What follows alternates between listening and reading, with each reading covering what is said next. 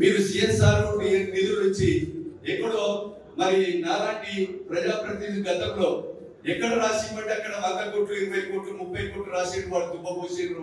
Advance 40% machine MRI అదే విధంగా ఒక SP machine storage machine outsourcing లో సిఎస్ఆర్ నిధుల నుంచి మీరు ఈ యొక్క డాక్టర్లను నియామకం చేసి ఇక్కడ సింగరేణి కార్మికుల కుటుంబాలను ఈ ప్రాంత ప్రజల ప్రాణాలు ఎందుకు కాపాడలేకపోతున్నారని నేను చూపుతున్నాను.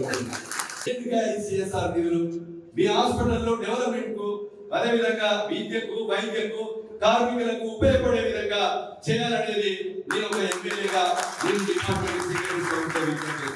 మీరు డబ్బులు ఇవ్వకుండా పట్టదారు పాస్ పుస్తకం ఒకరికి ఉంటే ఒకరికి మీరు భూమి పైసలు ఇచ్చిన అరే ఆగండి బొగ్గు తీయండి అని మేము సపోర్ట్ చేశాం. ఇంకేం సపోర్ట్ చేయాలి? వాడు డబ్బులు ఉండకుండా 50 ఎకరాలు అరే బొగ్గు తీసుకొని అని చెప్పి బొగ్గు తీపిచ్చినాం. ఆ ఊళ్ళో లంగ్స్ ఇన్ఫెక్షన్ అయి చచ్చిపోతుంటే, గుడిసెలలో పంటలు పోతుంటే, పశువులు చచ్చిపోతుంటే మీకు మొత్తము బొగ్గు తీసుకోమని అవకాశం ఇచ్చాం. ఇంకేం అవకాశం ఇవ్వాలి?